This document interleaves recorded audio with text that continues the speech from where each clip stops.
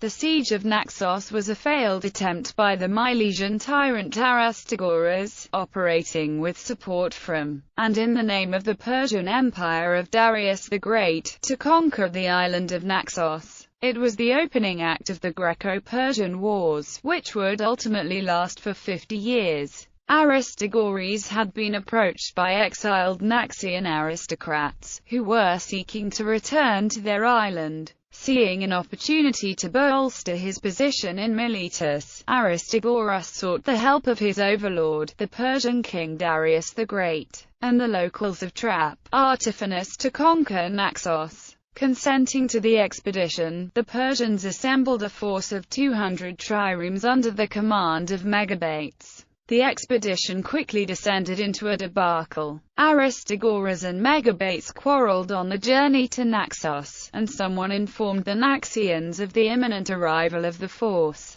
When they arrived, the Persians and Ionians were thus faced with a city well prepared to undergo siege. The expeditionary force duly settled down to besiege the defenders, but after 4 months without success, ran out of money and were forced to return to Asia Minor. In the aftermath of this disastrous expedition, and sensing his imminent removal as tyrant, Aristagoras chose to incite the whole of Ionia into rebellion against Darius the Great. The revolt then spread to Caria and Cyprus. 3 years of Persian campaigning across Asia Minor followed, with no decisive effect, before the Persians regrouped and made straight for the epicenter of the rebellion at Miletus. At the Battle of Lade, the Persians decisively defeated the Ionian fleet and effectively ended the rebellion. Although Asia Minor had been brought back into the Persian fold, Darius vowed to punish Athens and Eretria, who had supported the revolt. In 492 BC therefore, the first Persian invasion of Greece would begin as a consequence of the failed attack on Naxos, and the Ionian revolt.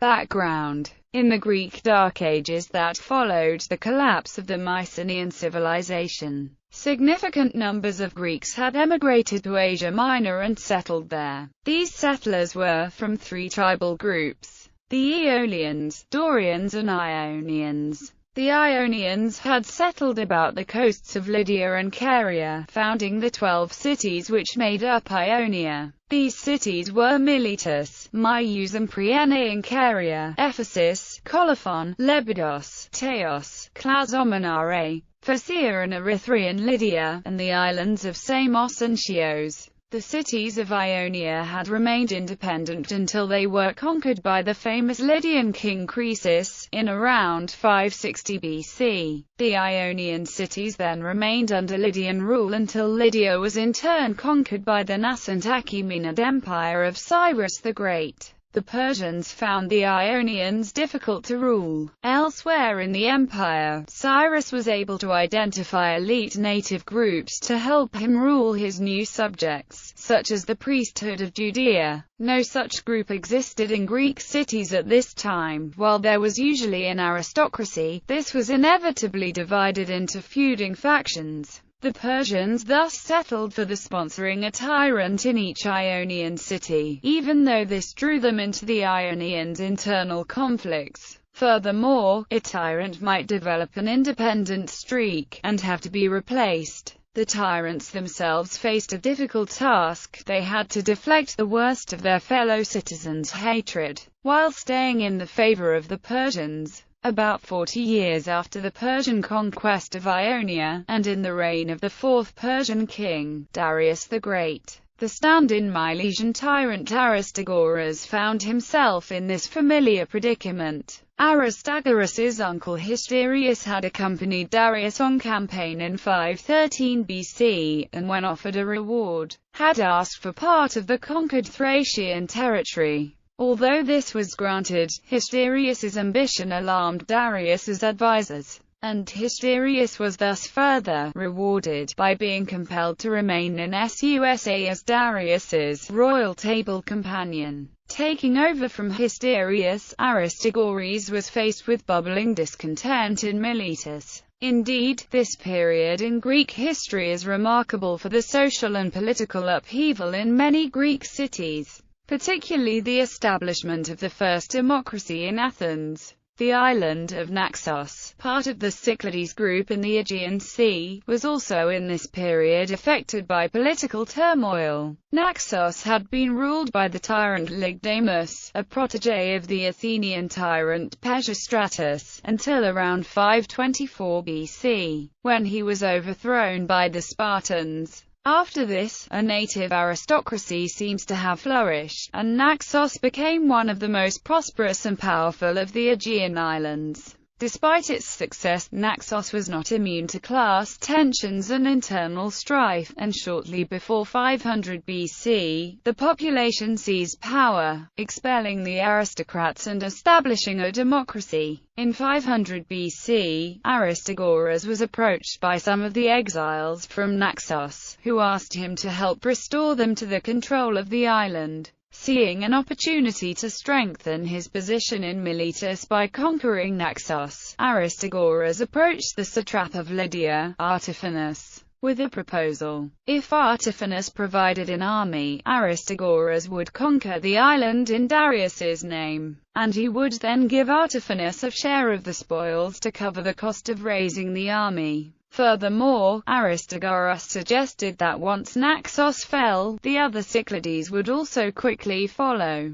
and he even suggested that Euboea could be attacked on the same expedition. Artaphernes agreed in principle, and asked Darius for permission to launch the expedition. Darius assented to this, and a force of 200 triremes was assembled in order to attack Naxos the following year. Prelude. The Persian fleet was duly assembled in the spring of 499 BC, and sailed to Ionia. Artaphernes put his cousin Megabates in charge of the expedition, and dispatched him to Miletus with the Persian army. They were joined there by Aristagoras and the Milesian forces, and then embarked and set sail. In order to avoid warning the Naxians, the fleet initially sailed north, towards the Hellespont.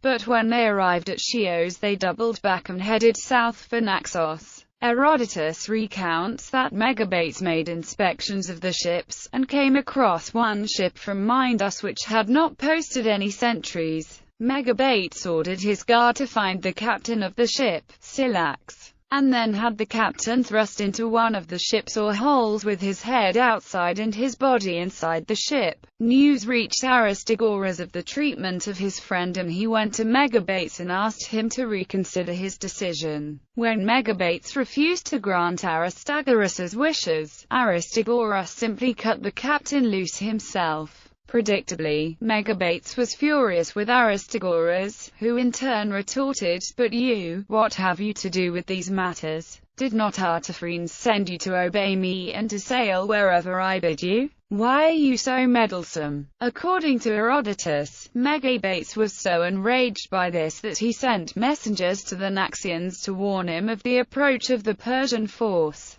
Modern historians, doubting that a Persian commander would have sabotaged his own invasion, have suggested several other possible scenarios. It is, however, impossible to know exactly how the Naxians became aware of the invasion, but undoubtedly they were aware, and began to make preparations. Herodotus tells us that the Naxians had previously had no inkling of the expedition, but that when news arrived they brought everything in from the fields, gathered enough food with which to survive a siege, and reinforced their walls. Opposing forces. Herodotus does not provide complete numbers for either side, but gives some idea of the strength of the two forces. Clearly, since they were fighting on home territory, the Naxian forces could theoretically have included the whole population. Herodotus says in his narrative that the Naxians have 8,000 men that bear shields, which suggests that there were 8,000 men capable of equipping themselves as hoplites.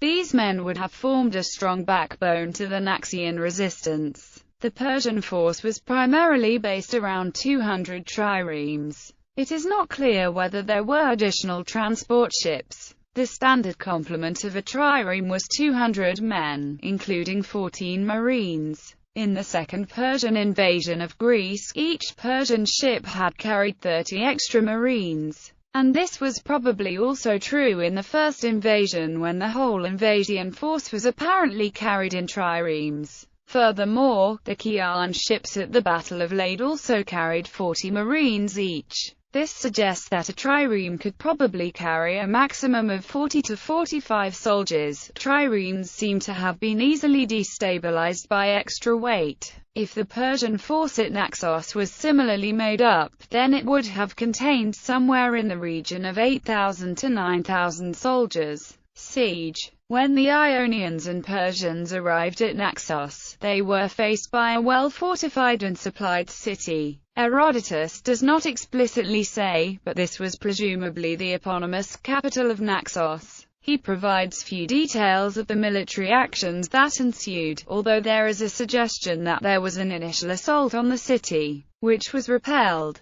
The Ionians and Persians thus settled down to besiege the city. However, after 4 months, the Persians had run out of money, with Aristogorus also spending a great deal. Thoroughly demoralized, the expedition prepared to return to Asia Minor empty-handed. Before leaving, they built a stronghold for the exiled Naxian aristocrats on the island. This was a typical strategy in the Greek world for those exiled by internal strife, giving them a base from which to quickly return, as events permitted. Aftermath. With the failure of his attempt to conquer Naxos, Aristagoras found himself in dire straits. He was unable to repay Artaphernes the costs of the expedition, and had moreover alienated himself from the Persian royal family. He fully expected to be stripped of his position by Artaphernes. In a desperate attempt to save himself, Aristagoras chose to incite his own subjects, the Milesians, to revolt against their Persian masters, thereby beginning the Ionian revolt. Although Herodotus presents the revolt as a consequence of Aristagoras's personal motives, it is clear that Ionia must have been ripe for rebellion anyway, the primary grievance being the tyrants installed by the Persians. Aristagoras's actions have thus been likened to tossing a flame into a kindling box. They incited rebellion across Ionia, and tyrannies were everywhere abolished, and democracies established in their place. Having brought all of Hellenic Asia Minor into revolt, Aristagoras evidently realized that the Greeks would need other allies in order to fight the Persians. In the winter of 499 BC, he sailed to mainland Greece to try to recruit allies. He failed to persuade the Spartans, but the cities of Athens and Eretria agreed to support the rebellion. In the spring of 498 BC, an Athenian force of 20 triremes, accompanied by 5 from Eretria, for a total of 25 triremes, set sail for Ionia. They joined up with the main Ionian force near Ephesus. This force was then guided by the Ephesians through mountains to Sardis, Artaphernes' satrapal capital. The Greeks caught the Persians unawares, and were able to capture the lower city. However, the lower city then caught on fire, and the Greeks, demoralized, then retreated from the city, and began to make their way back to Ephesus. The Persian troops in Asia Minor followed the Greek force, catching them outside Ephesus. It is clear that the demoralized and tired Greeks were no match for the Persians, and were completely routed in the battle which ensued at Ephesus. The Ionians who escaped the battle made for their own cities, while the remaining Athenians and Eretrians managed to return to their ships, and sailed back to Greece. Despite these setbacks, the revolt spread further. The Ionians sent men to the Hellespont and Propontis, and captured Byzantium and the other nearby cities. They also persuaded the Carians to join the rebellion. Furthermore, seeing the spread of the rebellion, the kingdoms of Cyprus also revolted against Persian rule without any outside persuasion. For the next 3 years, the Persian army and navy were fully occupied with fighting the rebellions in Caria and Cyprus, and Ionia seems to have had an uneasy peace during these years.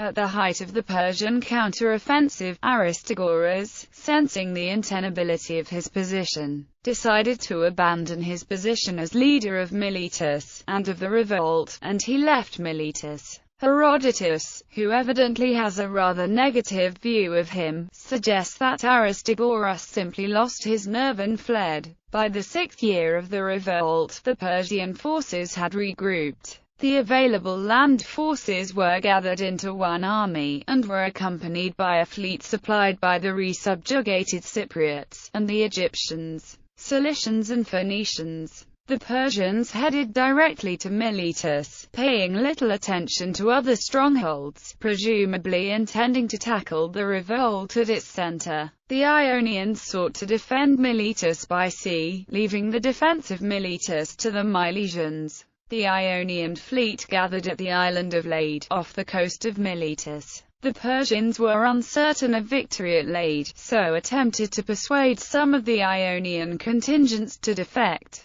Although this was unsuccessful at first, when the Persians finally attacked the Ionians, the Samian contingent accepted the Persian offer. As the Persian and Ionian fleets met, the Samians sailed away from the battle, causing the collapse of the Ionian battle line. Although the Chian contingent and a few other ships remained, and fought bravely against the Persians, the battle was lost. With defeat at Lade, the Ionian revolt was all but ended. The next year, the Persians reduced the last rebel strongholds, and began the process of bringing peace to the region. The Ionian revolt constituted the first major conflict between Greece and the Persian Empire, and as such represents the first phase of the Greco-Persian Wars. Although Asia Minor had been brought back into the Persian fold, Darius vowed to punish Athens and Eretria for their support for the revolt. Moreover, seeing that the myriad city-states of Greece posed a continued threat to the stability of his empire, he decided to conquer the whole of Greece. In 492 BC, the first Persian invasion of Greece, the next phase of the Greco-Persian Wars, would begin as a direct consequence of the Ionian revolt. Bibliography. Ancient sources: Herodotus, The Histories. Thucydides, History of the Peloponnesian Wars. Diodorus Siculus, Library. Cicero, On the Laws. Modern sources: Boardman J., Berry J.B., Cook Sar., Adcock F.A., Hammond N.G.L., Charlesworth M.P., Lewis D.M., Baines N.H., Oswald M. and Seltman C.T. The Cambridge Ancient History, Volume 5, Cambridge University Press. ISBN 0-521-22804-2. Failing. Herodotus and His Sources. Citation, Invention, and Narrative Art. Francis Cairns. Fine, J.V.A. The Ancient Greeks. A Critical History. Harvard University Press. ISBN 0-674-03314-0. Finley, Moses. Introduction. Thucydides, History of the Peloponnesian War. Penguin. ISBN 0-14-044039-9. Goldsworthy. The Fall of Carthage. Castle. ISBN 0-304-36642-0. Holland, Tom. Persian Fire. The First World Empire and the Battle for the West. Doubleday. ISBN 0-385-51311-9. Kearney. The Attack on Naxos. A Forgotten Cause of the Ionian Revolt. Lazenby, J.F. The Defense of Greece 490-479 BC. Aris and Phillips Limited. ISBN 0-85668-591-7. Lloyd, Marathon. The Crucial Battle That Created Western Democracy. Souvenir Press. ISBN 0-285-63688-X.